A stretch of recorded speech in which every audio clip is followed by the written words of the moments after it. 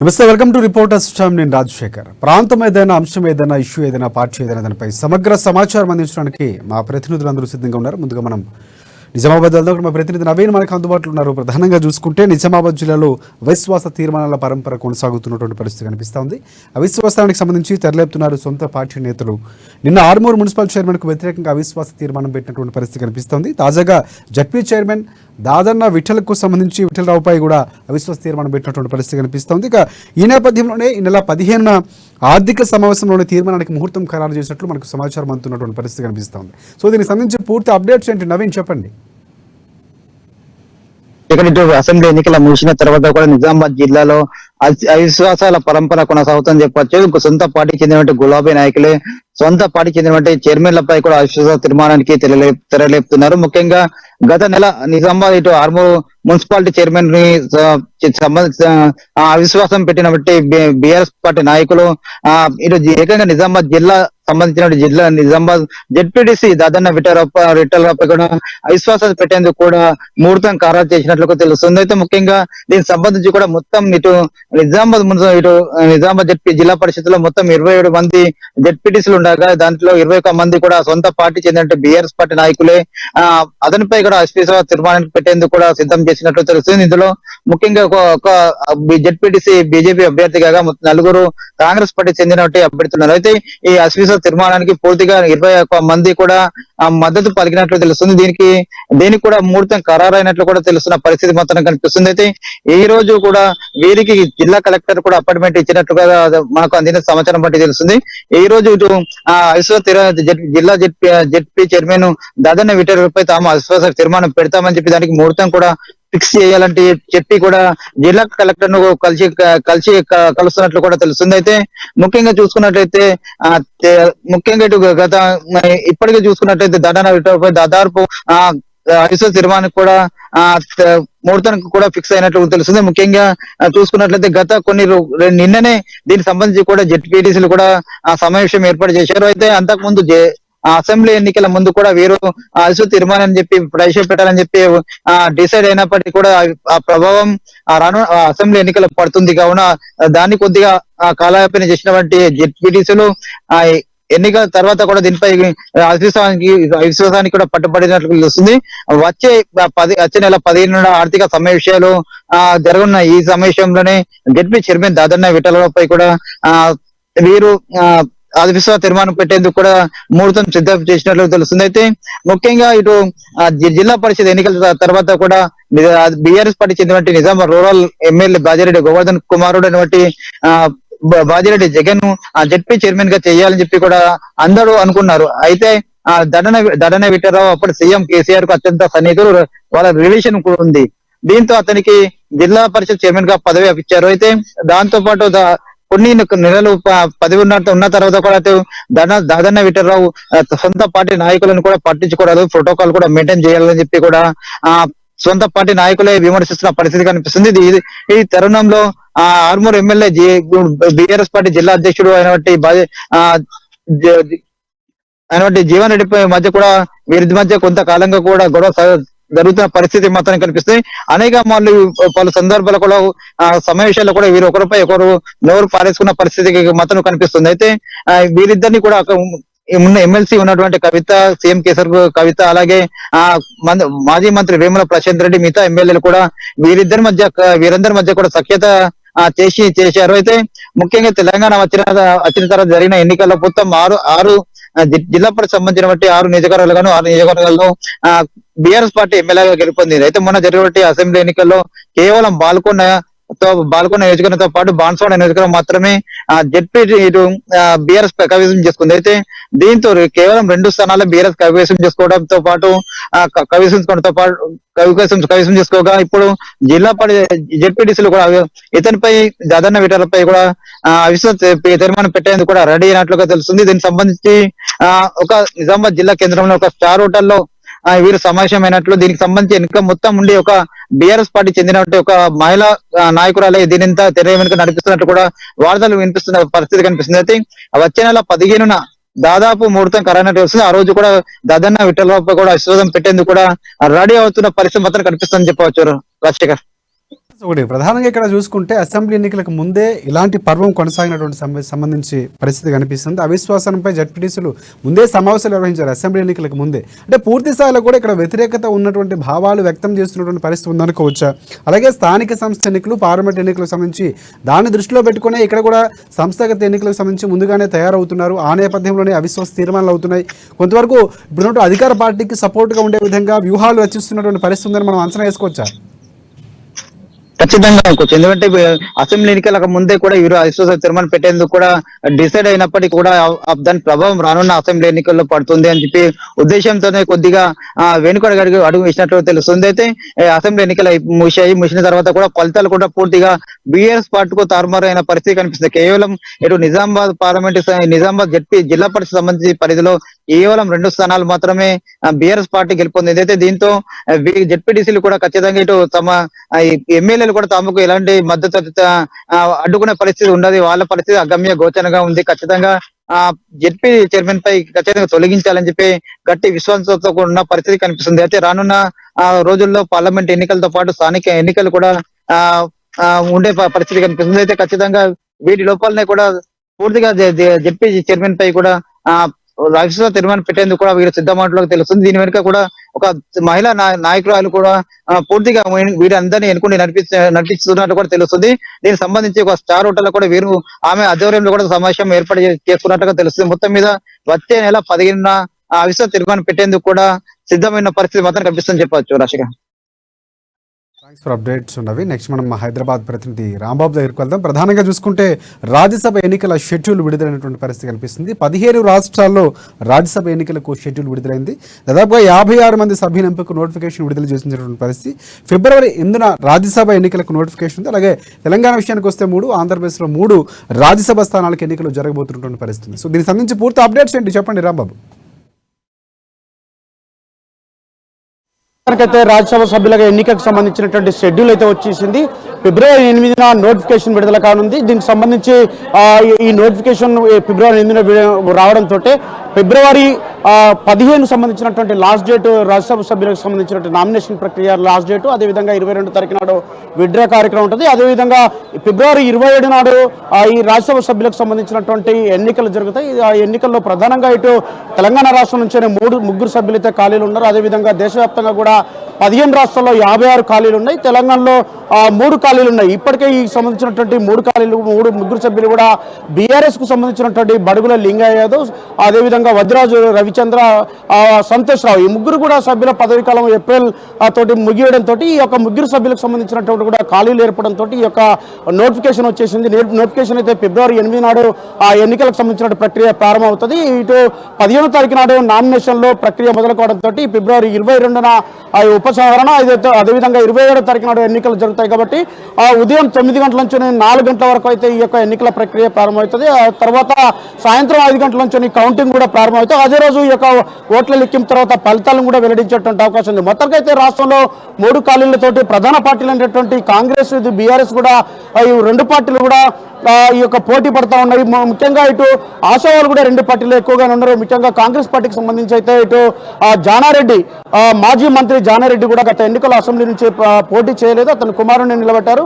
ఇప్పుడు రాజ్యసభకు వెళ్ళాలని చెప్పేసి ఎంపీగా లేదా నల్గొండ పార్లమెంటా లేకపోతే రాజ్యసభ సభ్యునిగా అని చెప్పి ఆలోచిస్తూ ఉన్నారు. రాజ్యసభ సభ్యునిగా అయితే తనకు ప్రథమ ప్రాధాన్యత ఉంటుందని చెప్పేసి భావిస్తున్నారు. అదేవిధంగా చిన్నారెడ్డి కూడా మొన్న వనపర్తి టికెట్ మెగారెడ్డికి ఇవ్వడంతో అక్కడ కూడా తనకు కూడా రాజ్యసభ లేదా ఎమ్మెల్సీ రెండిట్లో ఏదో ఒకటి వస్తుందని చెప్తా ఉన్నారు. అదేవిధంగా పెద్దల సభకి పంపాలని చెప్పేసి కాంగ్రెస్ పార్టీ నిర్ణయించినట్టు తెలుస్తాం. దీంతో చిన్నారెడ్డి పేరు కూడా దాదాపు ఖరారయ్యేటువంటి అవకాశం ఉంది. మరొక వైపు ఇటు టికెట్ ఆశించి భంగపడ్డటువంటి అద్దంకి దయాకర్, అదేవిధంగా బలరాం నాయక్ కూడా వాళ్ళ పేర్లు కూడా పరిశీలనలో ఉన్నాయి. మొత్తానికైతే ఇటు వీళ్ళతో పాటుగా ఇటు బీఆర్ఎస్ పార్టీలో కూడా ఇప్పటికే సంతోష్ రావు పేరు కూడా పరిశీలన ఉంది. ఇప్పటికే ఆయన పదవీ కాలం ముగియడంతో అతను కూడా వన్ ఆఫ్ ది ఆశావాన్గా ఉన్నారు. కాబట్టి దాంతో అతనితో పాటుగా మహబూబ్నగర్ జిల్లాకు సంబంధించినటువంటి మాజీ మంత్రి రావుల చంద్రశేఖర్ రెడ్డి పేర్లు కూడా వినబడుతున్నాయి. మొత్తానికైతే టీడీపీ నుంచి అంటే బీఆర్ఎస్ పార్టీలో జాయిన్ అయినటువంటి రావుల పేరు, అదేవిధంగా ఇటు సంతోష్ రావు పేరు, ఈ 2 పేర్లు కూడా వినబడుతున్నాయి. మరొక వైపు ఇటు కాంగ్రెస్ నుంచి 5, ఇటు బీఆర్ఎస్ నుంచి కూడా 2 పేర్లు అయితే వినబడుతున్న నేపథ్యంలో ఇటు కాంగ్రెస్ పార్టీకి 2 స్థానాలు దక్కేటువంటి అవకాశం ఉంది. ఇప్పుడున్నటువంటి బలాబలాలను చూసుకుంటే 119 మంది సభ్యులు 64 మంది కాంగ్రెస్, ఒక మిత్రపక్షమైనటువంటి సిపిఐ గెలిపి 65 స్థానాలు ఉన్నాయి. ఇటు బీఆర్ఎస్ పార్టీ కూడా 39 స్థానాలు, దాని మిత్రపక్షమైనటువంటి 7 స్థానాల ఎంఐఎంకు ఉన్నాయి. కాబట్టి ఇప్పుడు ఒక్కొక్క సభ్యునికి అంటే ఎంపిక కావడానికి 30 మంది సభ్యులు అవసరం. కాబట్టి 2 సభ్యులు అంటే కాంగ్రెస్కు 1 సభ్యుడు బీఆర్ఎస్కి వచ్చేటువంటి అవకాశం ఉంది. కానీ ఇటీవల పరిణామాలు చూసుకుంటే ఇటు బీఆర్ఎస్కి సంబంధించినటువంటి ఎమ్మెల్యేలందరూ కూడా సీఎంను మర్యాదపూర్వకంగా కలుస్తున్నటువంటి పేరుతోటైతే ఆ సీఎంను కలుస్తూ ఉన్నారు. ఇప్పటికే 5 ఎమ్మెల్యేలు కూడా ఇటు సీఎంని వెళ్ళి కలిసినటువంటి పరిస్థితి. మరొకవైపు గత కాలంలో కాంగ్రెస్ పార్టీలో పనిచేసి గెలిపొంది ఇతర పార్టీలకు వెళ్ళినటువంటి బీఆర్ఎస్ పార్టీకి వెళ్ళినటువంటి కాంగ్రెస్ మూలాలు ఉన్నటువంటి ఎమ్మెల్యేలు కూడా కాంగ్రెస్కి వెళ్తారన్నటువంటి ఒక ప్రచారం జరుగుతూ ఉంది. ఈ నేపథ్యంలో మరి ఆ ఎమ్మెల్యేలు కాంగ్రెస్కి వెళ్తారా, లేకపోతే బీఆర్ఎస్లో ఉంటారా, లేకపోతే క్రాస్ ఓటింగ్ జరుగుతుందా? మరి దీంతో ఇటు 2 స్థానాలు గెలుస్తుందా, లేకపోతే 3 స్థానాలు కాంగ్రెస్ గెలుచుకుంటుందా చూడాలి. మరి మొత్తానికైతే ఫిబ్రవరి 27 తర్వాత 27 నాడైతే ఎన్నికల ఫలితాలు ఉంటాయి. కాబట్టి ఈ ఎన్నికల ఫలితాల రోజైతే దీనికి సంబంధించినటువంటి ఎన్ని స్థానాలు గెలుస్తుందని తెలుస్తుంది. రాజశేఖర్, ఒకటి ఫిబ్రవరి 8వ తారీఖున రాజ్యసభ ఎన్నికల నోటిఫికేషన్ రాబోతుంది. సో అప్పటికే పూర్తిగా అభ్యర్థులు ఖరారుకు సంబంధించి పార్టీలు సమాయత్తం అవుతున్నటువంటి పరిస్థితి ఉండబోతుందా? సో పూర్తిగా చూసుకుంటే కనుక ఇది ఎవరెవరు దీంట్లో ప్రధానంగా ఉండే అవకాశం కనిపిస్తుంది అంటే అభ్యర్థుల ఎంపికకు సంబంధించి కానీ, లేకపోతే ఏ స్థానాల నుంచి ఎవరిని తీసుకోవాలన్నటువంటి దానిపై కాంగ్రెస్ పార్టీకి సంబంధించి కానీ, బీఆర్ఎస్ పార్టీకి కానీ కసరత్తులు చేసే అవకాశాలు కనిపిస్తున్నాయి. అంటే ఇప్పటికైతే కాంగ్రెస్ పార్టీ నుండి 5 ఆశావాహులు ఉన్నారు, ఇటు బీఆర్ఎస్ పార్టీ నుండి 2 ఆశావాహులు ఉన్నారు. వీళ్ళిద్దరి పేర్లు బీఆర్ఎస్లో సంతోష్ రావు, రావుల పేర్లు, 2 పేర్లు వినపడుతూ ఉన్నాయి. వీళ్ళిద్దరిలో ఎవరు అభ్యర్థి అనేది ఇటు బీఆర్ఎస్ అధినేత నిర్ణయించేటువంటి అవకాశం ఉంది. మరొకవైపు కాంగ్రెస్ పార్టీకి సంబంధించి కూడా 5 ఆశావాహుల్లో ఎవరిది అనేది 2 పేర్లను ప్రకటిస్తారా, లేదా 3వ అభ్యర్థిని కూడా కాంగ్రెస్ పార్టీ పోటీలో పెడుతుందనేది చూడాలి. మొత్తానికైతే ఈ యొక్క 8 తారీఖు లోపు ఈ యొక్క అభ్యర్థుల ప్రకటన ఉంటుంది. దాంతో ఈ అభ్యర్థులకు సంబంధించినటువంటి ప్రకటన తర్వాత ఫిబ్రవరి 15 నాడైతే నామినేషన్ ఉంటుంది. 27 తారీఖు నాడు దీనికి సంబంధించి ఓటింగ్ జరుగుతుంది. అదే రోజు సాయంత్రం కూడా ఎన్నికల ఫలితాలు ఉంటాయి. కాబట్టి మరి కాంగ్రెస్ పార్టీ 3వ అభ్యర్థిని వ్యూహాత్మకంగా నిలబడుతుందా, లేకపోతే 2 అభ్యర్థులను పెడతామని చూడాలి. ఎందుకంటే ఇటు కాంగ్రెస్ పార్టీకి సంబంధించినటువంటి మూలాలు ఉన్నటువంటి ఎమ్మెల్యేలు బీఆర్ఎస్ పార్టీలో ఉన్నటువంటి వాళ్ళు కానీ, లేకపోతే ఇటీవల కాలంలో సీఎంను కలుస్తున్నటువంటి ఎమ్మెల్యేలు కూడా మరి పార్టీకి హ్యాండ్ ఇస్తారా, కారు దిగుతారా, లేకపోతే కాంగ్రెస్ పార్టీతో కలిసి వెళ్తారా, లేకపోతే అదే పార్టీలో ఉండి క్రాస్ ఓటింగ్ చేస్తారా అనే దానిపైన కొన్ని ఊహాగానాలు అయితే జరుగుతూ ఉన్నాయి. ఈ నేపథ్యంలోనే ఇటు కాంగ్రెస్ పార్టీ మరి 2 స్థానాలు గెలుచుకుంటుందా, 3 స్థానాలు గెలుచుకుంటుందా అనేది చూడాలి. మొత్తానికైతే 2 స్థానాలకు సంబంధించిన అభ్యర్థిని అయితే ప్రకటించేటువంటి అవకాశం ఉంది. ఇటు బీఆర్ఎస్ కూడా దీనికి సంబంధించి 1 స్థానానికి అభ్యర్థిని అయితే ప్రకటించే అవకాశం కూడా కనబడతా ఉన్నది. Thanks for updates Rambabu. Next మనం మంచిర్యాల వెళ్దాం. మంచిర్యాలలో మా ప్రతినిధి నరేష్ మనకి అందుబాటులో ఉన్నారు. ప్రధానంగా చూసుకుంటే మంచిర్యాల సమ్మక్క సారలమ్మ జాతర విషయానికి వస్తే నిర్వహణపై అధికారులు నిర్లక్ష్యం వహిస్తున్నటువంటి పరిస్థితి కనిపిస్తోంది. జాతరకు 1 రోజులే ఉన్నటువంటి పరిస్థితి, ఇప్పటికి కూడా ప్రారంభం కానిటువంటి పనుల పరిస్థితి కనిపిస్తూ ఉంది. సో అలాగే ఫిబ్రవరి 21 నుంచి 24 వరకు కూడా సమ్మక్క సారలమ్మల జాతర నిర్వహించబోతున్నారు. గోదావరి నది తీరాన 2 ఏళ్లకోసారి ఘనంగా జాతర నిర్వహిస్తున్నటువంటి పరిస్థితి. సో ఇప్పటికే మంత్రి సీతక్క కూడా కొన్ని సూచనలు చేశారు, నెలాఖరికల్లా పూర్తి చేయాలని చెప్పినట్టు కూడా ఇక్కడ పనులు ప్రారంభించినటువంటి పరిస్థితి లేదు. సో వనదేవతల గద్దె ప్రాంతం వైపు కూడా కన్నెత్తి చూడనటువంటి పరిస్థితులు అధికారుల నుంచి కనిపిస్తోంది. లక్షల్లో ఆదాయం సమకూరుస్తున్నటువంటి పరిస్థితి ఉన్నా కూడా వసతుల కల్పనలో ముఖ్యంగా నిర్లక్ష్యం వహిస్తున్నటువంటి వాదన ఇక్కడ భక్తుల నుంచి వినిపిస్తున్నటువంటి పరిస్థితి. సో దీనికి సంబంధించి పూర్తి అప్డేట్స్ ఏంటి చెప్పండి నరేష్. మంచిర్యాల జిల్లా కేంద్రంలో ఉన్నటువంటి గోదావరి నదీ తీర పరివాహ ప్రాంతంలో ఇటు సమ్మక్క సారలమ్మ జాతర ప్రతి 2 ఏళ్లకోసారి జరుగుతూ ఉంటుంది. గత 20 ఏళ్ల క్రితం ప్రారంభమైనటువంటి జాతరకు సంబంధించి ప్రతి సారి జరిగినటువంటి జాతరలు ఘనంగా నిర్వహిస్తుంటారు. మరి ఈ క్రమంలోనే ప్రతి ఏటా జాతర సందర్భంలో నిధులు సమకూరుతున్నా కూడా అధికారులు ఏర్పాట్లు చేయడంలో నిర్లక్ష్యం వహించారని చెప్పవచ్చు. ముఖ్యంగా చూసుకుంటే జిల్లా కేంద్రంతో పాటు పక్కనే ఉన్నటువంటి మహారాష్ట్ర, ఛత్తీస్గఢ్ నుంచి కూడా ఇక్కడ భక్తులు ఇక్కడ తరలి వస్తూ ఉంటారు. దీంతో పాటుగా శివరాత్రి వేడుకలకు సంబంధించి కూడా ఇక్కడ ఘనంగా జరుగుతుంటాయి. ఇందుకు సంబంధించి పక్కనే నది తీరంలోనే గౌతమేశ్వర ఆలయంతో పాటు ఇక్కడ సమ్మక్క సారలమ్మ గద్దెలు కూడా ఇక్కడ నెలకొన్నటువంటి పరిస్థితి. మరి గద్దెలు కూడా ఉండడంతో భక్తులు అధిక సంఖ్యలో వచ్చి పవిత్ర స్నానాలు ఆచరించి పూజలు నిర్వహించి మొక్కులు చెల్లించుకుంటారు. మరి ఈ క్రమంలోనే మరో 24 రోజుల సమయం మాత్రమే ఉండడంతో ఫిబ్రవరి 21వ తేదీన ప్రారంభం కానటువంటి సమ్మక్క సారలమ్మ జాతరకు సంబంధించినటువంటి ఏర్పాట్లు చేయడంలో ఇటు దేవాదాయ శాఖకు సంబంధించినటువంటి అధికారులు కావచ్చు, ఇటు మున్సిపాలిటీ పరిధిలో ఉన్నటువంటి మున్సిపాలిటీ పరిధిలో ఉన్నటువంటి కావడంతో మున్సిపల్ శాఖ అధికారులు కూడా ఇక్కడ ఏర్పాట్లు చేయడంలో నిర్లక్ష్యం వహిస్తున్నట్టు మనం కొట్టొచ్చినట్టు కనిపిస్తుంది. నదీ తీర ప్రాంతంలో ఉన్నటువంటి ఇటు స్థలాన్ని చదును చేయడంతో పాటు ఇక్కడ మౌలిక వసతుల సదుపాయాల కల్పన కూడా కనీసం సమీక్ష సమావేశాన్ని కూడా ఇప్పటి వరకు ఇరు శాఖ అధికారులు కూడా నిర్వహించుకోవడం ఇక్కడ వాళ్ళ నిర్లక్ష్యానికి అద్దం పడుతుందని చెప్పవచ్చు. మరి ఈ క్రమంలోనే గత 2020లో జరిగినటువంటి జాతరకు సంబంధించి సుమారు 20 లక్షలకు పైగా ఇటు ఆదాయం సమకూరడంతో ఖర్చులు పోను 6 లక్షల పైగా రాబడి మిగిలింది. మరి దాంతో పాటు 2022లో కూడా 23 లక్షలకు పైచీలకు ఆదాయం సమకూరింది జాతర నిర్వహణలో. మరి ఇందుకు సంబంధించినటువంటి గతంలో ఏదైతే కాళేశ్వరం ప్రాజెక్టు బ్యాక్ వాటర్ లో ఉన్నటువంటి గద్దెలు, ప్రాచీన కాలంలో ఉన్నటువంటి గద్దెలు మునిగిపోవడంతో తీరం ఒడ్డున కూడా నూతనంగా గద్దెలు సమ్మక్క సరళమ్మతో పాటు పగిడిద్ద రాజుల గద్దెలకు కూడా నిర్వహించి చుట్టుపక్కల స్థలాన్ని కూడా చదును చేసి మంచి ఏర్పాట్లు కూడా చేయడం జరిగింది. లైటింగ్, విద్యుత్ సౌకర్యంతో పాటు ఇటు తాగునీటికి సంబంధించిన నల్లాలు ఏర్పాటు చేయడం, అలాగే మహిళలు స్నానాలు ఆచరించేందుకు కూడా ఇటు ఏర్పాటు కొంతవరకు చేసినట్టుగా తెలిసింది. అంతకుముందు గత పుష్కరాల కాలంలో ఏర్పాటు చేసినటువంటి స్నానపు గదులతో పాటు ఇటు నల్లాలు స్నానాలు ఆచరించక, ఎందుకంటే వృద్ధులు, చిన్న పిల్లలు, మహిళలు వెళ్ళినటువంటి దూరం నదిలోకి గోదావరి తీరంలోకి వెళ్ళినటువంటి వారికి తీరం ఒడ్డునే ఏదైతే గోదావరి తీరం ఒడ్డునే కూడా నల్లాలు కూడా ఏర్పాటు చేయడం జరిగింది. ప్రస్తుతం వాటికి సంబంధించినటువంటి పర్యవేక్షణ వాటిని కనీసం పర్యవేక్షించకపోవడంతో చుట్టూ వ్యర్థ పదార్థాలతో పాటు ఇక్కడ మందుబాబులకు అడ్డాగా మారిందని చెప్పుకోవచ్చు. మరి దాంతో పాటుగా ఇక్కడ పర్యవేక్షణ కరువు కావడంతో వ్యర్థాలు అక్కడే పేరుకుపోయి గద్దెల పక్కనే వ్యర్థాలు ఉండడం, ప్లాస్టిక్ వ్యర్థాలతో పాటు పక్కనే శ్మశాన వాటిక ఉండడంతో శ్మశాన వాటికకు సంబంధించినటువంటి అక్కడ కూడా సమాధులు తేలినటువంటి పరిస్థితి ఇక్కడ మనకు సమాధులు కనిపిస్తా ఉంది. దీంతో పాటు ఇక్కడ అధికారులు ఎవరైతే కూడా కనీసం జాతర సమయంలోనే వచ్చి చూస్తున్నారే తప్ప కనీసం తదనంతరం జాతర ముగిసిన అనంతరంతో పాటు మధ్యలో కూడా కనీసం కన్నెత్తి చూపకపోవడం, ఇటు మున్సిపాలిటీకి సంబంధించినటువంటి శాఖ నిర్వహణ కూడా, పారిశుద్ధ్య నిర్వహణ కూడా కరువైందని చెప్పవచ్చు.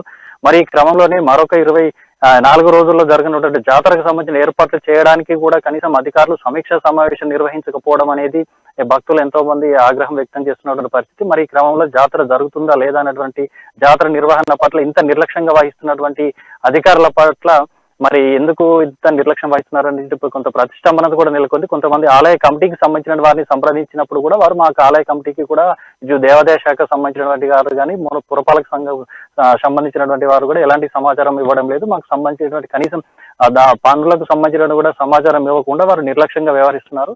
మమ్మల్ని కనీసం సమాచారం అందుకోకుండా ఆలయ కమిటీని కూడా నిర్లక్ష్యం చేస్తున్నటువంటి పరిస్థితి కనిపిస్తుందని చెప్పేసి ఇక్కడ ఎంతో మంది ఇక్కడ ఆలయ కమిటీ వారు కూడా చెప్తున్నటువంటి పరిస్థితి కనిపిస్తుంది. రాజశేఖర్ గారు. రైట్ నరేష్, ఒకటి అంటే ఆలయ కమిటీ నుంచి కానీ లేకపోతే మున్సిపాలిటీ సంబంధించి కూడా సమన్వయ లోపం పూర్తిగా కనిపిస్తుంది అన్నటువంటి పరిస్థితి కూడా లేదు. ఎందుకంటే అధికారులు పూర్తిగా నిర్లక్ష్యం వహిస్తున్నారు. అధికారులు ఏమైనా సంప్రదించినటువంటి పరిస్థితి ఏమైనా ఉందా?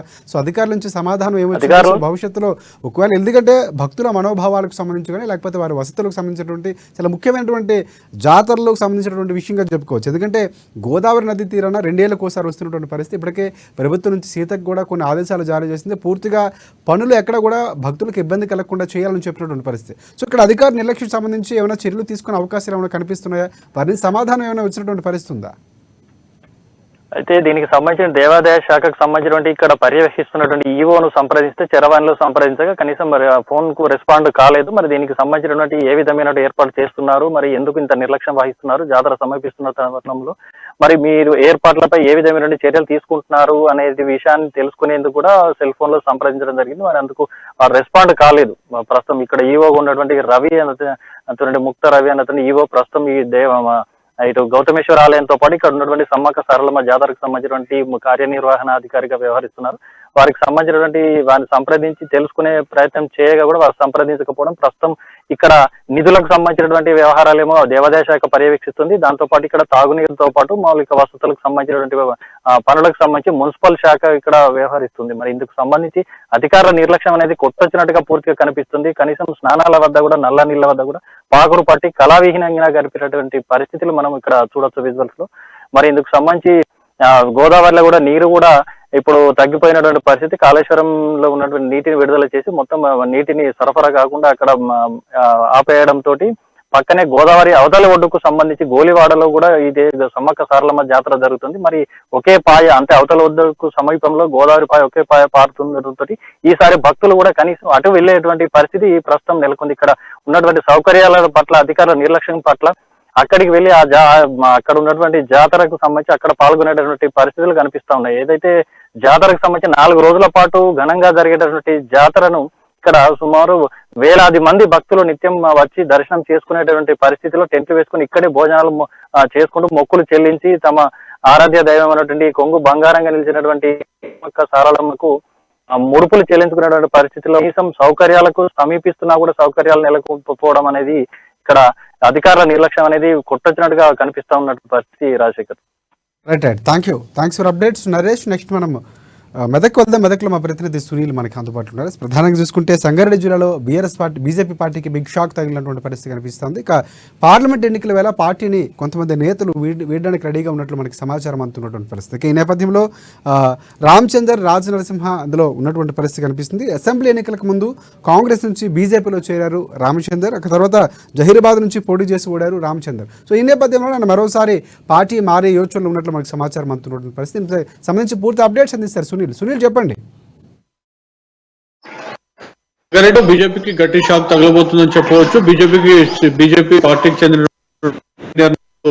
పార్టీని విడబోతున్నారు. జైరాబాద్ అసెంబ్లీ స్థానం నుంచి పోటీ చేసి ఓటమి పాలైనటువంటి రామచందర్ రాజనరసింహ ఆయన పార్టీని విడబోతున్నారు. ఆయన త్వరలోనే బీజేపీ రాష్ట్ర అధ్యక్షుడు రాజకీయ మనకు సమాచారం అందుతున్నటువంటి పరిస్థితి ఉంది. అయితే ఆయన గతంలో కూడా కాంగ్రెస్ పార్టీలో ఉన్నారు. ఆయన అన్నగా ఉన్న ఆయన మా ఉప ముఖ్యమంత్రిగా పనిచేశారు కాంగ్రెస్ పార్టీలో. ప్రస్తుతం మళ్ళీ నేపథ్యంలో మళ్ళీ అందరూ ఎమ్మెల్యే పొందారు వాళ్ళ అన్న దామోదర్ రాజనరసింహ. ప్రస్తుతం ఆయన తెలంగాణలో అదేవిధంగా కాంగ్రెస్ పార్టీ కేబినెట్ లో కూడా ఆయన వైద్య శాఖ మంత్రిగా కూడా బాధ్యతలు నిర్వహిస్తున్నటువంటి పరిస్థితి ఉన్న నేపథ్యంలో మంత్రి దామోదర్ రాజనరసింహ తమ్ముడు చేరి ఇప్పటి అసెంబ్లీ ఎన్నికల్లో హైదరాబాద్ నుంచి ఎన్నికలు కీలకంగా భావిస్తున్నటువంటి బీజేపీకి గట్టి షాక్ ఇవ్వబోతున్నారని చెప్పవచ్చు. ఎందుకంటే ఆయన పార్టీని వీడేందుకు ఇప్పటికే నిర్ణయం తీసుకున్నట్లు మనకు సమాచారం అందుతుంది. అయితే కాంగ్రెస్ పార్టీలో చేరబోతున్నట్లు కూడా మనకు బీజేపీ పార్టీకి అయితే గట్టి షాక్ తగలబోతుంది. జైరాబాద్ నుంచి అదేవిధంగా జైరాబాద్ పార్లమెంట్ స్థానం కూడా ఉన్న నేపథ్యంలో అక్కడ ఇప్పటివరకు ఎన్నికల్లో పోటీ చేసి కార్యకర్తల నాయకుల్ని బీజేపీ పార్టీ పటిష్టకు కృషి చేసినటువంటి నాయకులు రామచంద్ర రాజనరసింహ ఆయన పార్టీని వీడమంటే కోలుకోలేని దెబ్బ అని చెప్పవచ్చు. ఎందుకంటే త్వరలోనే పార్లమెంట్ ఎన్నికలు ఉన్న నేపథ్యంలో ఆయన విడుతున్నారని చెప్పి కూడా ఇప్పటికే తెలుస్తున్న నేపథ్యంలో పార్టీ నాయకులతో మరోసారి సంప్రదించి పార్టీని వీడొద్దని చెప్పి కూడా చెప్పేందుకు ప్రయత్నిస్తున్నట్లు కూడా మాకు సమాచారం అవుతుంది. కానీ రామచంద్ర వీడి కాంగ్రెస్ పార్టీలో చేరేందుకు రంగం సిద్ధం చేస్తున్నారని కూడా చెప్పవచ్చు. అయితే ప్రస్తుతం కీలక నాయకుడిగా ఉన్నటువంటి దామోదర్ రాజనరసింహ ఆయన సొంత రైట్ సునీల్. సో ఈ నేపథ్యంలో బీజేపీ పార్టీ నుంచి రాజనరసింహ సంబంధించి రామచంద్ర రాజనరసింహ సంబంధించి ఏమైనా ఆయన సంప్రదించినటువంటి పరిస్థితుల్లో బుజ్జగించే ప్రయత్నాలు ఏమైనా బీజేపీ పార్టీ నుంచి ఉండే అవకాశాలు కనిపిస్తున్నాయి, లేదంటే తన సొంత నిర్ణయం మీదకి క్యాడర్తో పాటు ఆయన వెళ్ళే అవకాశాలు ఏమైనా ఉన్నాయా? అయితే పార్టీ వెడుతున్నారనే సమాచారం మేరకు అయితే బీజేపీ రాష్ట్ర నాయకత్వం అయితే పార్టీని వీడొద్దు, రానున్న రోజులు అన్ని కూడా పదవులు ఇస్తామని చెప్పి కూడా చెప్పినప్పటికీ కూడా ఆయన పార్టీని వీడేందుకే సిద్ధమయ్యారని కాంగ్రెస్ పార్టీలో చేరబోతున్నారు. రామచందర్ సిద్ధమయ్యారు. Thanks for update Sunil. Next మనం కర్నూలు వెళ్దాం. కర్నూలులో మా ప్రతినిధి నూర్ భాష మనకు అందుబాటులో ఉన్నారు. ప్రధానంగా చూసుకుంటే నంద్యాల వైసీపీ ఎంపీ అభ్యర్థి ఎంపికపై కసరత్తు ఉన్నటువంటి పరిస్థితి కనిపిస్తుంది. అధిష్టానం ఆ దిశగా అడుగులు వేస్తుంది. మైనార్టీకి అవకాశం కల్పించే యోచనలో పార్టీ పెద్దలు ఉన్నటువంటి పరిస్థితి కనిపిస్తుంది. సో గతంలో సినీనటుడు అలీని ఇక్కడ నిలబెట్టే యోచనలో ఉన్నట్లు కూడా మనకి సమాచారం అందుతున్నటువంటి పరిస్థితి. దానికి సంబంధించి సమాలోచనలు కూడా జరుపుతున్నారు. సో పరిశీలనలో మైనార్టీ రాష్ట్ర అధ్యక్షుడు ఖాదర్ బాషా ఉన్నారు. సో అలాగే ప్రస్తుతం నంద్యాల ఎంపీగా కొనసాగుతున్నటువంటి బ్రహ్మానంద రెడ్డి. సో ప్రధానంగా చూసుకుంటే నంద్యాల పార్లమెంట్లో మైనార్టీలు అధికంగా ఉన్నటువంటి పరిస్థితి కనిపిస్తుంది. మైనార్టీ అభ్యర్థి బరిలో దింపేందుకు వైసీపీ ప్రయత్నాలు చేస్తున్నటువంటి పరిస్థితి కనిపిస్తుంది. దీనికి సంబంధించి పూర్తి అప్డేట్స్ చెప్పండి నూర్ భాష.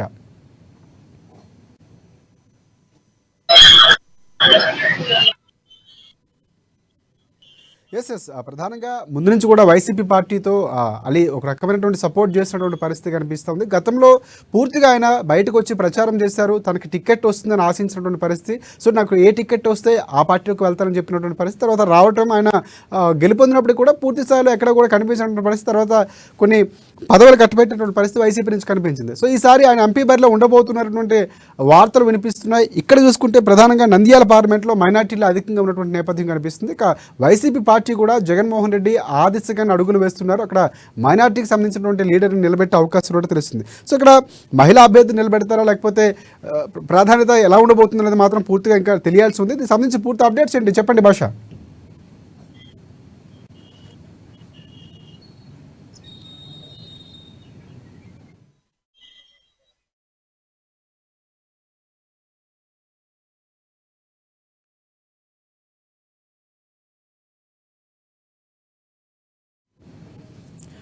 ఎస్ ప్రధానంగా మనం మళ్ళీ వెళ్దాం. తర్వాత ఇప్పుడు భద్రాద్రికి సంబంధించి మా ప్రతినిధి శ్రీనివాస్ మనకి అందుబాటులో ఉన్నారు. సో భద్రాద్రి కొత్తగూడెం జిల్లాలో ప్రజాపాలన కార్యక్రమం కొనసాగుతున్నటువంటి పరిస్థితి కనిపించింది. సో గతంలో చూసుకుంటే జిల్లా వ్యాప్తంగా 5 గ్యారంటీలకు పెద్ద ఎత్తున దరఖాస్తులు వచ్చాయి గతంలో చూసుకుంటే. సో మొత్తంగా 3,30,220 దరఖాస్తులు వచ్చినటువంటి పరిస్థితి. సమయం కూడా పూర్తి స్థాయిలో ఉంది, ఎప్పుడైనా అప్లై చేసుకోవచ్చు అని చెప్పినటువంటి పరిస్థితి కాంగ్రెస్ పార్టీ ప్రభుత్వం నుంచి వినిపించింది. సో ఇక్కడ దరఖాస్తులకు సంబంధించి పూర్తి అప్డేట్స్ అందిస్తారు శ్రీనివాస్. చెప్పండి. కాంగ్రెస్ పార్టీ ఎన్నికల ముందు ఇచ్చినటువంటి 5 గ్యారంటీలు ఏవైతే ఉన్నాయో ఆ అధికారంలోకి వచ్చిన తర్వాత వాటిని అమలు చేసేందుకు ముందడుగు వేసి ఆల్రెడీ 3 పథకాలు అమలు చేస్తున్నటువంటి పరిస్థితి ఉంది. ఈ యొక్క పథకాల భాగంలో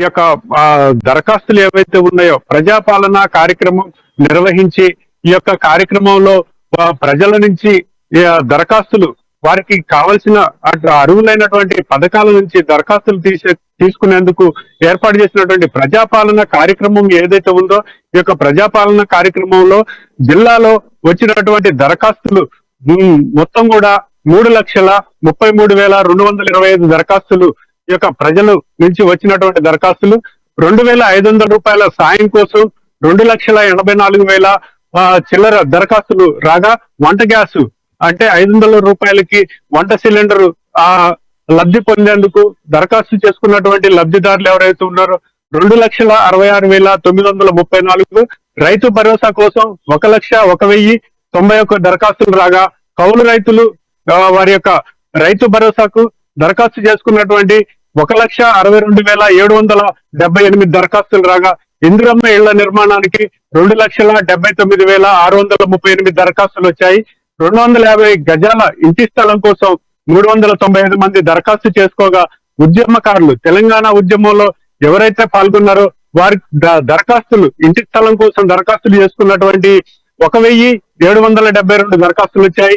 200 యూనిట్లు లోపు కాల్చుకున్నటువంటి వాళ్ళకి ఉచిత పథకం కింద ఉచిత విద్యుత్ కింద ఇచ్చేటువంటి ఈ యొక్క గృహ అవసరాల కోసం ఇచ్చేటువంటి 200 యూనిట్లు ఏదైతే ఉందో ఈ యొక్క దరఖాస్తులు 2,38,307 దరఖాస్తులు వచ్చాయి.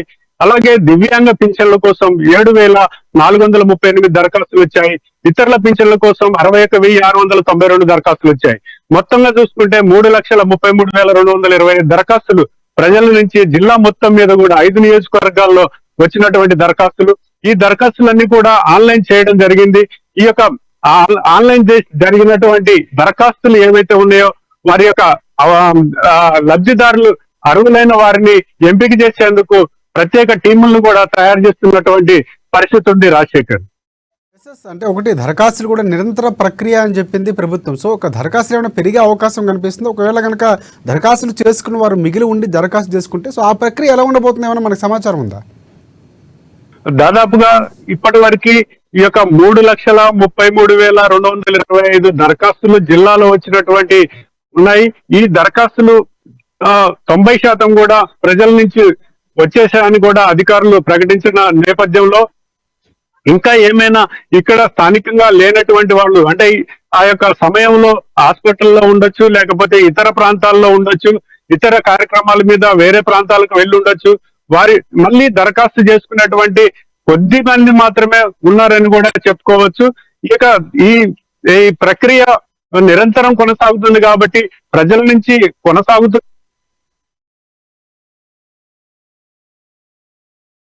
లేకపోతే ఆ యొక్క కుటుంబాల నుంచి విడిపోయిన వాళ్ళు కావచ్చు, చెదురుమదురు చిన్న కొద్ది మంది దరఖాస్తుదారులు మాత్రమే మిగిలి ఉన్నారని కూడా చెప్పుకోవచ్చు. రాజశేఖర్, ఎస్.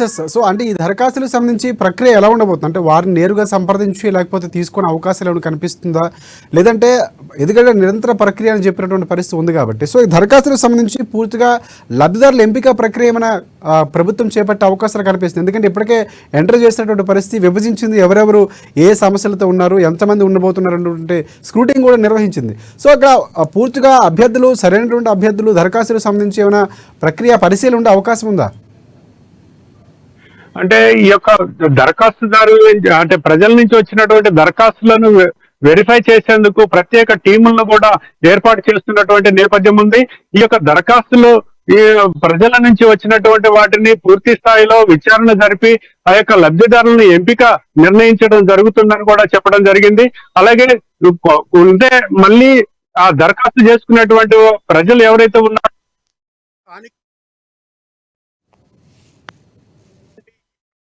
పంచాయతీ లెవెల్ అయితే ఎంఆర్ఓ కార్యాలయం, అలాగే మున్సిపాలిటీ అయితే మున్సిపాలిటీ కార్యాలయాల్లోనూ, అలాగే కార్పొరేషన్ అయితే కార్పొరేషన్ కార్యాలయంలోనూ దరఖాస్తులు చేసుకునే విధంగా ఈ యొక్క ఏర్పాట్లు అయితే జరిగాయని చెప్పుకోవచ్చు. రాజశేఖర్.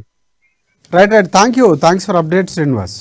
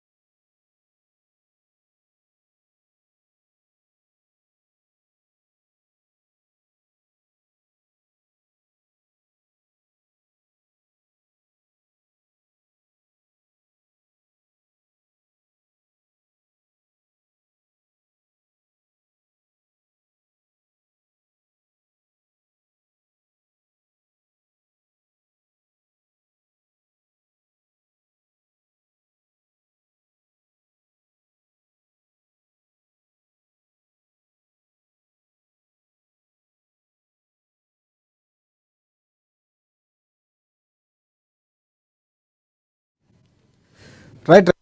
హరీష్ దగ్గరికి వెళ్దాం. ప్రధానంగా హైదరాబాద్కు సంబంధించి మా ప్రతినిధి హరీష్ మనకు అందుబాటులో ఉన్నారు. రేపు గాంధీ భవన్లో కాంగ్రెస్ ప్రత్యేక ఎన్నికల కమిటీ సమావేశం జరగబోతున్నటువంటి పరిస్థితి. ఎంపీ టికెట్ ఆశిస్తున్న నేతల పేర్లను పరిశీలించున్నారు పీఈసీ. ఆశావాహుల పేర్లను పీఈసీకి పంపించినటువంటి డీసీసీ అధ్యక్షులు. ప్రధానంగా 17 ఎంపీ స్థానాలకు సంబంధించి కాంగ్రెస్ పార్టీ టార్గెట్ 15గా పెట్టుకున్నటువంటి పరిస్థితి. సో అర్హులైన నాయకుల జాబితాను సీఈసీకి సిఫార్సు చేయనున్నటువంటి పీఈసీ ఫిబ్రవరి 5, 6 తేదీల్లో దీనికి సంబంధించి కాంగ్రెస్ కేంద్ర ఎన్నికల కమిటీ సమావేశం నిర్వహించబోతుంది. సో దీనికి సంబంధించి పూర్తి అప్డేట్స్ ఏంటి హరీష్, చెప్పండి. Thank you Rajasekhar. పార్లమెంట్ ఎన్నికల సంబంధించి కూడా రేపు గాంధీ భవన్ వేదిక అభ్యర్థుల ఎంపిక ప్రక్రియ సంబంధించి రేపు కీలకమైన సమావేశం జరగబోతుంది. ఏదైతే కాంగ్రెస్ ఎన్నికల కమిటీ సమావేశానికి సంబంధించి ఆ కమిటీకి చైర్మన్ గా సీఎం రేవంత్ రెడ్డి ఉన్నారు. అలాగే కమిటీ సభ్యులతో పాటుగా ఇప్పటికే ఆ పార్లమెంట్ సెగ్మెంట్లకు సంబంధించి ఇన్ఛార్జీలుగా నియమించిన ఆ మంత్రులతో పాటుగా ఏఐసీసీ సెక్రటరీ రానున్న నేపథ్యం. ప్రధానంగా అభ్యర్థుల ఎంపిక ప్రక్రియ సంబంధించి అంటే అభ్యర్థుల ప్రక్రియ ఏ విధంగా కొనసాగాలి, గత అసెంబ్లీ ఎన్నికలకు సంబంధించి కూడా సర్వేల ఆధారంగా అభ్యర్థులను గుర్తించారు కాబట్టి ఇప్పుడు అభ్యర్థులకు సంబంధించి ఎట్లా ఉండాలి, ఇప్పటికే అక్కడ ఇక పిసిసి ఆదేశాల మేరకు ఇప్పటికే ఆ డీసీసీల నుంచి కూడా అభ్యర్థుల సంబంధించి అన్ని పార్లమెంటు నియోజకవర్గాల నుంచి అభ్యర్థులను డేటా ఇవ్వాలని కూడా కోరిన నేపథ్యం కావచ్చు. అది ఈ రోజు సాయంత్రం కల్లా కూడా గాంధీ భవన్ చేరే విధంగా కూడా ఆదేశాలు జారీ చేసింది. రేపటికి సంబంధించి అభ్యర్థుల సంబంధించిన ఎట్లా ఏ విధంగా ఉండాలి, ఏ పార్లమెంటు నుంచి ఎంతమంది అభ్యర్థులు బరిలో నించునే అవకాశం ఉన్నది, డీసీసీ గుర్తించిన అభ్యర్థులు ఎంతమంది ఉన్నారనే పైన కూడా పూర్తిగా కసరత్తు జరిగే అవకాశం ఉన్నది. మరోవైపు పార్లమెంట్ ఎన్నికలకు సంబంధించి ఏ విధంగా వ్యూహాలతో వెళ్ళాలి, గత అసెంబ్లీ ఎన్నికల సంబంధించి అట్లాంటి వ్యూహాలు అనుసరించారు. ఇప్పుడు పార్టీ ఏదైతే అసెంబ్లీ గెలుపు తర్వాత కూడా ఇప్పుడు జరుగుతున్న లోక్సభ ఎన్నికలు తర్వాత ఇప్పుడు టార్గెట్గా పెట్టుకున్న నేపథ్యం కావచ్చు, ఖచ్చితంగా 15 పార్లమెంట్ స్థానాల్లో గెలిపే లక్ష్యంగా కాంగ్రెస్ పార్టీ వెళ్తుంది కాబట్టి అక్కడ నియోజకవర్గాల సంబంధించి ఏ విధంగా కార్యాచరణ సిద్ధం చేయాలనే పైన కూడా రేపు సమావేశంలో చర్చించే అవకాశాలు ఉన్నాయి. ఇక ఏదైతే అభ్యర్థుల ఎంపిక ప్రక్రియ సంబంధించి గతంలో అభ్యర్థులకు సంబంధించిన పార్లమెంట్ నియోజకవర్గాల సమీకరణలు కావచ్చు, అక్కడ లోకల్ లీడర్స్ అలాగే ముఖ్య నేతల అభిప్రాయాలతో కూడిన డేటా తీసుకోవడం జరిగింది. అక్కడ ప్రతి నియోజకవర్గాల నుంచి కూడా 3 నుంచి 5 మంది అభ్యర్థులకు సంబంధించి ఇక్కడ ఏదైతే కాంగ్రెస్ ఎన్నికల కమిటీ సమావేశంలో కూడా ఇక్కడి నుంచి కేంద్ర ఎన్నికల కమిటీ సమావేశానికి పంపించడం జరుగుతుంది. కాబట్టి రేపు సంబంధించి 17 పార్లమెంట్ నియోజకవర్గాలకు సంబంధించి ఎంతవరకు అభ్యర్థులు వచ్చారు, దీంట్లో ప్రధానమైన అభ్యర్థులు ఎవరు, గెలిచే అవకాశాలు ఎంత మేరకు ఎవరికి ఉన్నాయని పైన కూడా కసరత్తు జరిగే అవకాశం ఉన్నది. కాక ఈ డేటానంతా కూడా ఏదైతే కేంద్ర ఎన్నికల కమిటీకి పంపించే అవకాశాలు ఉన్నాయి. కేంద్ర ఎన్నికల కమిటీ సమావేశానికి ఏదైతే వచ్చే నెల 5వ తేదీన కూడా కేంద్ర ఎన్నికల కమిటీ సమావేశం ఉంది. సమావేశంలో ఇక్కడ ఏదైతే పిఈసి ఇచ్చిన నివేదిక ఆధారంగా కూడా ఏదైతే కేంద్ర ఎన్నికల కమిటీ సమావేశానికి సంబంధించి అక్కడ 2 అభ్యర్థులు లేదా సింగిల్ నేమ్తో ఉండే అభ్యర్థులను గుర్తించే అవకాశం ఉంటుంది. కాబట్టి తర్వాత పూర్తిగా అధిష్టానానికి సంబంధించి కూడా అభ్యర్థులకు సంబంధించి వచ్చే నెల 5వ తేదీ తర్వాత ప్రకటించే అవకాశాలు ఉన్నాయి. ఎందుకంటే ఫిబ్రవరి 2వ వారంలో ఎన్నికల నోటిఫికేషన్ విడుదలవుతుంది. కాబట్టి దానికన్నా ముందే అభ్యర్థులను గుర్తిస్తే ఖచ్చితంగా గెలిచే అవకాశాలు ఎక్కువ ఉంటాయని కూడా ఇక్కడ పిసిసి భావిస్తుంది. అధిష్టానానికి సంబంధించి కూడా అభ్యర్థుల సంబంధించిన కసరత్తు కావచ్చు, ఎన్నికలకు సంబంధించిన సమాయత్తం కావచ్చు, పూర్తిగా ఏదైతే రేపటి నుంచి కార్యాచరణ అమలు చేసే పరిస్థితులు అయితే ఉన్నాయి. రాజశేఖర్ హరీష్, ప్రధానంగా చూసుకుంటే కాంగ్రెస్ పార్టీ అసెంబ్లీ ఎన్నికలకు సంబంధించి చాలా వ్యూహాత్మకంగా ఈసారి అడుగులు వేసింది. యువతకి కొత్త వాళ్ళకి అవకాశం ఇచ్చినటువంటి పరిస్థితి, సర్వేలు కూడా చాలా పకడ్బందీగా చేసుకొని ముందుకెళ్ళేటువంటి పరిస్థితి. ఈసారి పార్లమెంట్ ఎన్నికలు అనేవి చాలా వరకు కేంద్రంలో కాంగ్రెస్ పార్టీ రావాలి, ఇక్కడ తెలంగాణ నుంచి కూడా ప్రాతినిధ్యం పూర్తి స్థాయిలో ఉండాలనేటువంటి భావనలో ఇక్కడ కాంగ్రెస్ పార్టీ కేటర్ ఉంది. సో ఆ దిశగా అడుగులు వేస్తున్న పరిస్థితి. ఈసారి అభ్యర్థుల ఎంపికకు సంబంధించి యువతకి అవకాశాలు వచ్చే అవకాశం కనిపిస్తుందా, లేదంటే పార్టీ నమ్ముకుని ఏళ్లుగా ఉన్నటువంటి సీనియర్లకే కట్టబెట్టే అవకాశాలు కనిపిస్తున్నాయి? సో ఆ రెండు వీటిని కూడా బ్యారేజ్ చేసుకుని సార్ అభ్యర్థుల ఎంపిక ప్రక్రియ ఉండే అవకాశం ఉందా హరీష్? ఖచ్చితంగా అభ్యర్థుల ఎంపిక ప్రక్రియ సంబంధించి గత అసెంబ్లీ ఎన్నికల్లో పూర్తిగా అంటే ఫిల్టరింగ్ తర్వాత పలు దఫాలుగా ఫిల్టరింగ్ చేశారు. ఇక్కడ ఏదైతే కాంగ్రెస్ పార్టీ వ్యూహకర్త సునీల్ కనుగోలు సర్వే రిపోర్ట్లు కావచ్చు, ఇతర ప్రైవేటు సంస్థల నుంచి కూడా సర్వే అక్కడ అభ్యర్థికి సంబంధించి బలాబలాలు కావచ్చు, అక్కడ పార్టీకి సంబంధించిన క్యాడర్ అంశం కావచ్చు, అక్కడ పార్టీకి సంబంధించిన ఏదైతే బలాబలాలు కావచ్చు, వీటన్నిటిని కూడా అక్కడ అభ్యర్థికి సంబంధించి జనాలను ఎంత మేరకు ప్రభావితం చేయగలగడు, ఇప్పుడు టికెట్ కేటాయిస్తే ఖచ్చితంగా ఎంతవరకు గెలిచే అవకాశాలు ఉన్న దానిపైన కూడా ప్రధానంగా ఇట్లాంటి కోణాలకు అక్కడ సర్వేలు చేయడం జరిగింది. ఆ సర్వే నివేదికలు అలాగే అక్కడ స్థానికంగా సంబంధించిన సీనియర్ నేతలు అలాగే లోకల్ లీడర్స్ వాళ్ళందరి అభిప్రాయాలు తర్వాతనే వాళ్ళు ఇక్కడ ఏదైతే కాంగ్రెస్ ఎన్నికల కమిటీ సమావేశంలో అభ్యర్థుల ఫిల్టరింగ్ జరిగింది. తర్వాత ఇక్కడి నుంచి ఆ మూడేసి పేర్లను కూడా కేంద్ర ఎన్నికల కమిటీకి పంపారు. కాబట్టి అక్కడ ఫైనల్ అయితే సింగిల్ నేమ్తో కూడిన డేటా అనుకుని నియోజకవర్గాల ప్రకటించారు. ఇప్పుడు కూడా అట్లాంటి విధానాన్ని అనుసరిస్తుంది. కాబట్టి ఇప్పుడు అభ్యర్థుల ఎంపిక ప్రక్రియ సంబంధించి గత అసెంబ్లీ టికెట్లు ఆశించి భంగపడ్డ నేతలు ఉన్నారు కాబట్టి వాళ్ళను దృష్టిలో ఉంచుకో అవకాశం ఉంటుంది. ఇక యూత్ అంటే ముఖ్యంగా ఏదైతే అనుబంధ సంఘాలు కాంగ్రెస్ పార్టీకి సంబంధించి అనుబంధ సంఘాలకి గత అసెంబ్లీ ఎన్నికల్లో టికెట్లు కేటాయించలేదు. ఇక్కడ ఏదైతే యూత్ కాంగ్రెస్ కావచ్చు, ఎన్ఎస్యుఐ కావచ్చు, ఇప్పటికే ఎన్ఎస్యుఐ సంబంధించిన ప్రెసిడెంట్ బల్మూర్ వెంకట్కి ఎమ్మెల్సీ కేటాయించారు. కాబట్టి ఇప్పుడు యూత్ కాంగ్రెస్ సంబంధించి కూడా శివసేన రెడ్డి టికెట్ ఆశిస్తున్నారు. కాబట్టి ఇక ఇట్లాంటి వాటిని కూడా పరిగణలోకి తీసుకోవాల్సి ఉంటుంది. ఇక మరోవైపు ఇతర బీఆర్ఎస్ బీజేపీ పార్టీల నుంచి కూడా ముఖ్య నేతలు,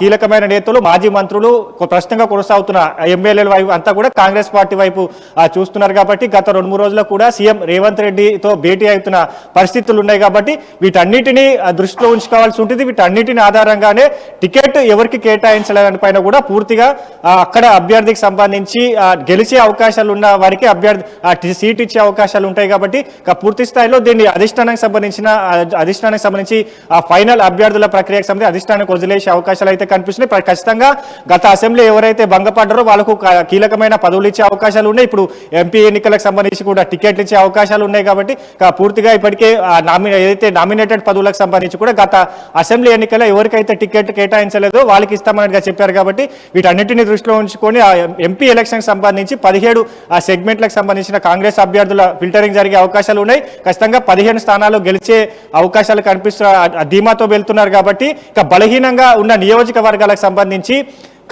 అసెంబ్లీ ఎన్నికలకు సంబంధించి గతంలో ఓడిపోయిన వరకు కూడా టికెట్ ఇచ్చే అవకాశాలు కనిపిస్తున్నాయి. ఎందుకంటే అక్కడ సంబంధించి వాళ్ళకు కాంగ్రెస్ పార్టీ నిర్ణయించిన ప్రకారం అయితే ఒక సంవత్సరం వరకు కూడా ఎలాంటి పదవులు ఇవ్వద్దు అని కూడా నిర్ణయించారు. కాబట్టి అక్కడ బలహీనంగా అభ్యర్థికి సంబంధించిన ఎవరు లేకపోవడంతో అట్లాంటి నియోజకవర్గాలకు సంబంధించి కూడా ఓటమి పాలైన ఎమ్మెల్యేలను కూడా గుర్తించి అక్కడ టికెట్ ఇచ్చే అవకాశాలు అయితే ఉన్నాయి. Rajasekhar, thanks for updates Harish. Next మనం కడప వెళ్దాం. కడపలో మా ప్రతినిధి యూసఫ్ మనకు అందుబాటులో ఉన్నారు. ప్రధానంగా కడపలో అన్నపై సొంత చెల్లెలు తిరుగుబాటు చేస్తున్నటువంటి పరిస్థితి కనిపిస్తుంది. వైఎస్ఆర్టీపీ పార్టీ అధ్యక్షులుగా షర్మిల ఉన్న తర్వాత కాంగ్రెస్ పార్టీలో చేరడం తర్వాత పూర్తిగా ఆంధ్రప్రదేశ్ రాజకీయాలు మారినటువంటి పరిస్థితి కనిపిస్తుంది. అన్నకు ఎదురెళ్తున్నటువంటి పరిస్థితి కనిపిస్తుంది. ఇక్కడ ప్రధానంగా అధికార పార్టీకి షాక్ ఇచ్చేందుకు రెడీ అవుతున్నారు వైఎస్ షర్మిల. సునీత భేటీ అనేది ఇప్పుడు ప్రాధాన్యత సంతరించుకున్నటువంటి పరిస్థితి కనిపిస్తుంది. సో వివేకానంద రెడ్డి హత్య తర్వాత పూర్తిస్థాయిలో సునీత జగన్కి మధ్య దూరం పెరిగినటువంటి పరిస్థితి. సో ఈ నేపథ్యంలో షర్మిలతో కలవడం ఇప్పుడు రాజకీయ ప్రాధాన్యత సంతరించుకుంది. ఆమె పార్టీలో చేరబోతున్నటువంటి ఊహాగానాల నేపథ్యంలో ఇప్పుడు ప్రాధాన్యత ఉంది. దీనికి సంబంధించి పూర్తి అప్డేట్స్ ఏంటి చెప్పండి యూసఫ్. కడప జిల్లాలో ఇటీవలే బాధ్యతలు చేపట్టినటువంటి షర్మిల ఇవాళ పర్యటన అయితే పూర్తిగా భిన్నంగా కొనసాగింది. కాంగ్రెస్ కి సంబంధించి ఇప్పటికే ఇవాళ షర్మిల సునీత ఎవరైతే ఉన్నారో కుమార్తె ఆమెతో ప్రత్యేకంగా సమావేశం ఏర్పాటు చేసింది. ఆమెతో కడప పార్లమెంటు సంబంధించినటువంటి అసెంబ్లీ సెగ్మెంట్ నుండి కూడా పోటీకి దింపేటువంటి యోచనలో ఆమె ఉన్నట్లు కూడా వీరిద్దరి మధ్య భేటీలో ప్రధాన చర్చ కూడా కొనసాగింది. దానికి ఆమె సుముఖతంగానే మీరు చెప్పినటువంటి పండాలను వెళ్ళని సిద్ధం, నాకు నాన్న యొక్క హత్య కేసుకు సంబంధించి ఈ ప్రభుత్వంలో నాకు న్యాయం జరగలేదని చెప్పి కూడా ఆమె వెల్లడించినట్లు వార్తలు అందుతూ ఉన్నాయి. ఇదే నేపథ్యంలో సీనియర్ నాయకులు కూడా పులివెందులకు సంబంధించిన కొంతమంది సీనియర్ నాయకులు కూడా ఆమెను బుజ్జగించారు. అయినప్పటికీ కూడా ఆమె తన పందాలను మార్పు కొనసాగిస్తుంది. జిల్లా మైదుగూరు నుండి ఎవరైతే ఉన్నారో డిఎల్ రఘునాథ్ రెడ్డి ఆయన రాజశేఖర రెడ్డితో పనిచేశారు. పిసిడిగా రాజశేఖర రెడ్డి కొనసాగే సమయంలో కూడా ఆయనకు పూర్తిగా సహాయ సహకారాలు అందించారు. గతంలో మంత్రిగా కూడా కొనసాగారు. ఆయన సూచనలు కూడా తీసుకున్నారు. ఆయనను కూడా ఇవాళ పార్టీలో చేర్చుకునేందుకు పూర్తిగా విముఖత చూపినట్టు తెలుస్తూ ఉంది రాజశేఖర్. ప్రధానంగా ముందు నుంచి కూడా ఎప్పుడు కూడా వైఎస్ జగన్మోహన్ రెడ్డి ఆమె పార్టీ పీసీసీ అయిన తర్వాత విమర్శలు చేస్తున్నటువంటి పరిస్థితి. కానీ మొదటిసారిగా వదినపై కూడా భారతిపై కూడా కొన్ని విమర్శలు చేసినటువంటి పరిస్థితి ఉంది. సో అంటే పూర్తిగా రాజకీయ వ్యూహంగానే చూసుకోవచ్చు అంటారా? అంటే సొంత కుటుంబానికి సంబంధించినటువంటి వ్యక్తులే విమర్శిస్తున్నటువంటి పరిస్థితి. సో ఇది ఎలా ఉండబోతుంది? పూర్తిగా ఎప్పుడైతే పిసిసి అధ్యక్షులుగా బాధ్యతలు చేపట్టిందో అప్పటి నుండి ఒక యాంటీ మీడియం చుంపుతూ ఉంది. నాపై ట్రోల్ చేస్తున్నటువంటి వీడియోలను చూస్తే ఒక మహిళగా కూడా నన్ను కనీసం పరిగణించడం లేదు. సాక్షి అనేటువంటి ఒక సంస్థలో నాకు కూడా భాగం ఉంది. అయినప్పటికీ కూడా నాపై అటువంటి రాతలు రాస్తున్నారు. సభబంటూ ఆమె ఒక హెచ్చరిక కూడా ఇవాళ జారీ చేసింది. ఘాటైన పదాలు కూడా చేసింది. వదిన అయినటువంటి భారతీ రెడ్డి అయితే పూర్తిగా నాకు వ్యతిరేకంగా మాట్లాడడం కొనసాగిస్తూ ఉంది. మా భర్త బ్రదర్ అనిల్ ఎప్పుడో మరణించిన ప్రణబ్ ముఖర్జీతో ప్రత్యేక సమావేశమైనారని చెప్పి ఇవాళ వార్త ప్రచురించారు. అది ఎంతవరకు సబబో మీ విజ్ఞతగా వదిలేస్తున్నారు. ఆమె ఇవాళ ఒక సంచలన వ్యాఖ్యలు కూడా చేసింది. నేను ఇక్కడ నుండి నేను వైఎస్ కడుపున పుట్టాను, నేను కూడా ఎక్కడ జమ్మల మడుగులు అదే హాస్పిటల్ కూడా జన్మించాను, నీకు ఎంతైతే రాజశేఖర రెడ్డి మీకు హక్కు ఉంటుందో నాకు కూడా అదే హక్కు ఉంది అనేటువంటి హెచ్చరిక అయితే కడప నుంచి జారీ చేసింది. ఇకపై పూర్తి రాజకీయాన్ని నేను ఏపీ నుండి కొనసాగిస్తాను, అది కూడా కడప జిల్లాలో నుండి 2 పార్లమెంట్ స్థానాల్లో తాను ఏంటో చూపిస్తానని చెప్పి ఇవాళ హెచ్చరిక కూడా జారీ చేసిందని మనం చెప్పవచ్చు రాజశేఖర్. యూసఫ్, నెక్స్ట్ మనం కరీంనగర్ వెళ్దాం. కరీంనగర్లో మా ప్రతినిధి శ్రీకాంత్ మనకి అందుబాటులో ఉన్నారు. ప్రధానంగా చూసుకుంటే కరీంనగర్ కలెక్టరేట్ ఎదుట విద్యార్థి సంఘాలు ధర్నా చేసినటువంటి పరిస్థితి. ఎస్ఎఫ్ఐ కరీంనగర్ జిల్లా కమిటీ ఆధ్వర్యంలో నిరసన చెప్పారు.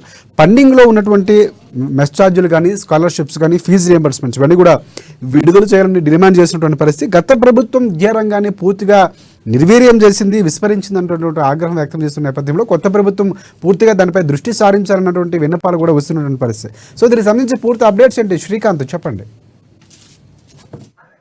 Good evening Rajasekhar. ఈ రోజు కరీంనగర్ ఎస్ఎఫ్ఐ ఆధ్వర్యంలో కూడా కరీంనగర్ కలెక్టరేట్ ముందు విద్యార్థి సంఘ నాయకులు అయితే ఒక ధర్నా కార్యక్రమం చేపట్టారు. ప్రధానంగా చూసుకున్నట్టయితే గత ప్రభుత్వం బీఆర్ఎస్ పార్టీ 10 సంవత్సరాలు అధికారం చెలాయించినప్పటికీ కూడా విద్యారంగాన్ని పూర్తిగా నిర్వీర్యం చేసిందంటూ కూడా వారు మండిపడ్డ పరిస్థితులు నెలకొన్నాయి. టీఎస్పీఎస్సీ పేపర్ లీకేజీ కానీ, పలుమార్లు పరీక్షలు వాయిదాలని ఇలాంటి కార్యక్రమాలతో కూడా ఏదైతే విద్యార్థి లోకం అంతా కూడా ఒక ఆగ్రహాన్ని వ్యక్తం చేస్తున్న పరిస్థితి. అంతేకాకుండా ఇకపోతే ఏదైతే విద్యార్థులు బడుగు బలహీన వర్గాలకు చెందిన విద్యార్థులకు సంబంధించి స్కాలర్షిప్లు కూడా పెండింగ్ లో గత సంవత్సర కాలంలో కూడా పెండింగ్ లో ఉన్నాయంటూ కూడా వాళ్ళు చెప్పుకున్న పరిస్థితి. అయితే దాదాపు 1300 కోట్ల మెస్ ఛార్జీలు కూడా ఇప్పటి వరకు కూడా విడుదల కాని పరిస్థితి ఉంది. అయితే సంవత్సర కాలం నుండి కూడా గత ప్రభుత్వాన్ని తాము ఎన్నిసార్లు సంప్రదించినప్పటికీ కూడా ప్రభుత్వ పాలకులు తమను పట్టించుకున్న పాపాన పోలేదంటూ కూడా వారు ఒక ఆగ్రహం వ్యక్తం చేసిన పరిస్థితి. ఇకపోతే 7200 కోట్లకు సంబంధించి కూడా ఏదైతే పెండింగ్ లో ఉన్నట్టుగా కూడా ఫీజు రియంబర్స్మెంట్ కూడా పెండింగ్ లో ఉన్నట్టుగా కూడా వాళ్ళు చెప్తున్న పరిస్థితి. స్థానికంగా ఉన్న ఇందిరా గాంధీ చౌక్ నుండి కూడా విద్యార్థులు పెద్ద ఎత్తున కూడా ఒక ర్యాలీ నిర్వహించి కలెక్టరేట్ వరకు చేరుకుని కలెక్టరేట్ వద్ద ఒక ధర్నా కార్యక్రమం అయితే నిర్వహించారు.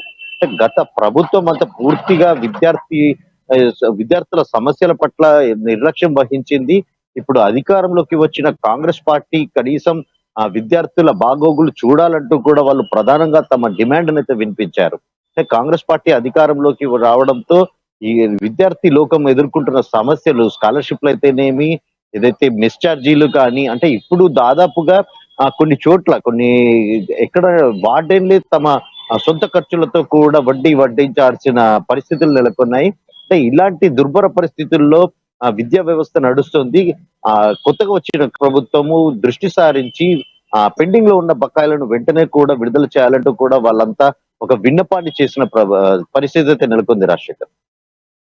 గత ప్రభుత్వం యొక్క నిర్లక్ష్యం స్పష్టంగా కనిపిస్తున్నటువంటి పరిస్థితి. గత ప్రభుత్వం ఏర్పడక ముందు కూడా ఎస్ఎఫ్ఐ కానీ మిగతా సంఘాలు కానీ పూర్తిస్థాయిలో వ్యతిరేకించి ప్రభుత్వంపై డిమాండ్లను ఎక్కినటువంటి పరిస్థితి ఉంది. సో ఇక్కడ ప్రధానంగా చూసుకుంటే ఇప్పుడు పూర్తిగా బకాయిలు ఎంత రావాలి, దానికి సంబంధించిన ఏమైనా వివరాలు మనకు తెలుస్తూ ఉన్నాయా? సో ప్రభుత్వం ఏమైనా ఆ దిశగా ఆలోచించి చర్యలు తీసుకునే అవకాశం ఉన్నట్లు ఏమైనా అధికారులు సంప్రదించే ప్రయత్నం ఉందంటారా? దాదాపు 720 కోట్ల వరకు మెస్ ఛార్జీలు రావాల్సి ఉంది. 1300 కోట్ల వరకు కూడా ఫీజు రియంబర్స్మెంట్ కూడా రావాల్సి ఉంది.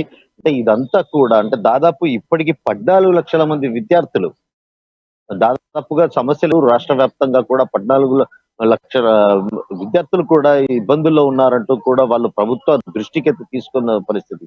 అంటే పూర్తిగా ఏదైతే గత పాలకుల నిర్లక్ష్యం స్పష్టంగా కనబడుతుంది. కొన్ని ప్రాంతాల్లో వార్డెన్లు తమ సొంత ఖర్చులతో కూడా అంటే అది కూడా నాసి రకం భోజనం, అంటే హాస్టల్లో ఉండాల్సిన బడుగు బలహీన విద్యార్థులు విద్యను అభ్యసించే హాస్టళ్లలో మెస్ ఛార్జీలు రాక ఇబ్బందులు ఎదుర్కొంటున్నారు. అంటే మనం గతంలో కూడా మీడియాలో పలు సందర్భాల్లో చాలా చోట్ల కూడా మనం చూసిన పరిస్థితి ఉంది. అంటే ఫుడ్ పాయిజన్ అవి నాసి రకపు వడ్డీ వార్చడం వల్ల కూడా విద్యార్థులు వాంతులు విరోచనాలతో కూడా చాలా చోట్ల ఆసుపత్రుల పాలైన ఘటనలు కూడా మనం గతంలో మీడియాలో కూడా వచ్చినాయి. అంటే బీఆర్ఎస్ ప్రభుత్వం బిల్లులు చేయకపోవడంతో కాంట్రాక్టర్లకు ఏదైతే గిట్టుబాటు కావకపోవడంతో వాళ్ళంతా కూడా ఒక కల్తీ కూడా తెరదీశారని చెప్పవచ్చు. నాసి రకం వడ్డీ వారించడం వల్ల ఏదైతే విద్యార్థులు అస్వస్థతకు గురై కూడా చాలా చోట్ల ఇబ్బందులు ఎదుర్కొన్నారు Rajasekhar. Thanks for updates Srikanth. Next మనం వరంగల్ వెళ్దాం. వరంగల్ మా ప్రతినిధి స్వామి మనకు అందుబాటులో ఉన్నారు. ప్రధానంగా చూసుకుంటే గతంలో బీఆర్ఎస్ ప్రభుత్వ హయాంలో డబుల్ బెడ్రూమ్ ఇండ్లు అనేవి చాలా వరకు ప్రాధాన్యత ఉన్నటువంటి పరిస్థితి. సో అదనేది ప్రధానంగా పేదలకు ఇచ్చేటటువంటి ఒక ఉపయోగకరమైనటువంటి పథకంగా చెప్పుకున్నటువంటి పరిస్థితి. సో దానికి సంబంధించి గతంలో బీఆర్ఎస్ నేతలు దౌర్జన్యం చేశారు, కొంతమంది నుంచి డబ్బులు తీసుకున్నటువంటి పరిస్థితి. సో ఇప్పుడు అవి తిరిగి అడుగుతుంటే మాత్రం ప్రూఫ్లు చూపించమని కూడా వాళ్ళు వేధిస్తున్నటువంటి పరిస్థితి, ఇబ్బందులు పెడుతున్నటువంటి పరిస్థితులు ఉన్నాయి, మనకు వార్తలు వస్తున్నాయి. సో దీనికి సంబంధించి పూర్తి అప్డేట్స్ ఏంటి చెప్పండి స్వామి.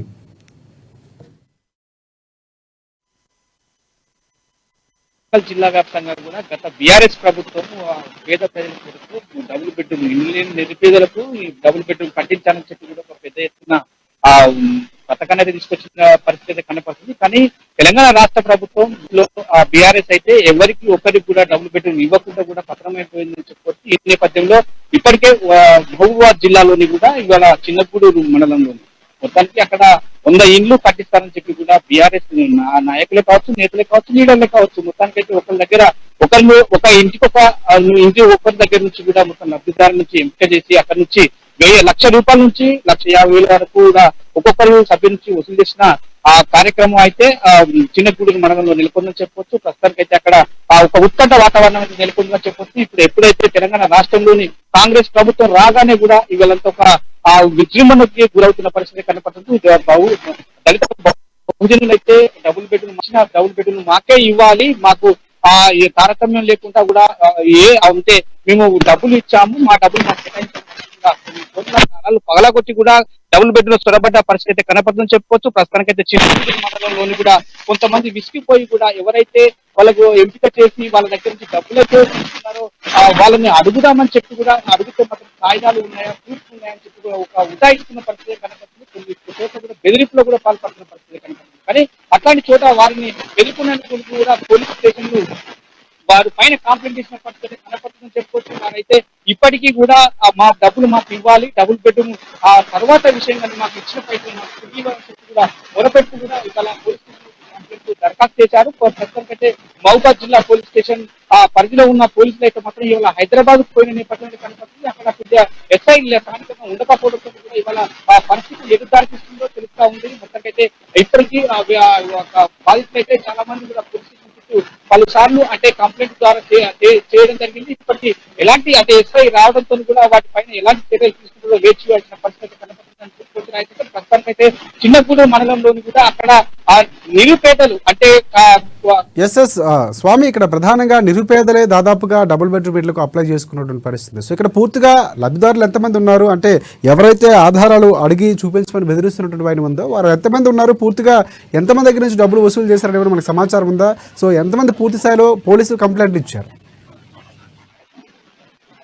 ప్రస్తుతానికైతే ఈ చిన్నగూడూరు మండల కేంద్రంలోని కూడా 100 డబుల్ బెడ్రూమ్ కూడా మనకు సమాచారం ఉంది. అక్కడ కూడా ఒక్కొక్కరికి అంటే నిరుపేదలను కూడా గుర్తించి కూడా డబుల్ బెడ్రూమ్ ఇస్తానని చెప్పి కూడా మాటలు చెప్పి అక్కడ వాళ్ళ దగ్గర నుంచి కూడా కొంత అంటే నిరుపేద దగ్గర నుంచి కూడా 1,00,000 నుంచి 1,50,000 కూడా వసూలు చేసిన ఘటన మాత్రం చిన్నగూడూరు మండల కేంద్రంలో చోటు చేసుకుందని చెప్పుకోవచ్చు. ప్రస్తుతానికైతే వారు పోలీస్ స్టేషన్ అంటే వాళ్ళు మాత్రం పోలీస్ స్టేషన్ తిరుగుతా ఉన్నారు. అక్కడ స్థానిక లీడర్లు అయితే మాత్రం బీఆర్ఎస్ సంబంధించిన వాళ్ళైతే వాళ్ళని బెదిరింపులకు పాల్పడుతున్నారని చెప్పుకోవచ్చు. ప్రస్తుతానికైతే పోలీసులు అయితే ఇవాళ పిటిషన్ ఇచ్చిన దాఖలు అయితే కనపడుతుందని చెప్పుకోవచ్చు. ఎస్ఐ స్థానికంగా లేకపోవడంతో కూడా ఆ విషయం కొంచెం సద్దుమణినట్టు కూడా కనపడతా ఉంది. రేపు స్థానిక ఎస్ఐ రావడంతో కూడా ఆ పరిస్థితి ఎలా ఉంటాయి అని చెప్పి కూడా మొత్తం విచారణ ఏ విధంగా కొనసాగుతుందని చెప్పి కూడా వేచి చూడాల్సిన పరిస్థితి కనపడుతుందని రాయచెప్పారు. ప్రస్తుతానికైతే అక్కడ ఆ చిన్నగూడూరు మండల కేంద్రంలో కూడా 100 ఇళ్ళు అయితే శాంక్షన్ అయినట్టు కూడా తెలుస్తుంది. వాళ్ళు కొంతమంది కూడా బయటికి చెప్పడం కూడా కొంతమంది ఆ బెదిరింపులో పాల్పడుతున్నారు. కాబట్టి వాళ్ళకి ఏం జరుగుతుందని చెప్పి కూడా ఆ ప్రజలైతే భయాందోళనకు గురవుతున్న పరిస్థితి కనపడుతుందని చెప్పుకోవచ్చు. థ్యాంక్స్ ఫర్ అప్డేట్స్ స్వామి. ఇది ఇవాళ రిపోర్టర్స్ టైం. రేపటి రిపోర్టర్స్ టైంలో మళ్ళీ కలుసుకుందాం. అంతవరకు చూస్తూనే ఉండండి అమా న్యూస్, నిజం కోసం జనం కోసం.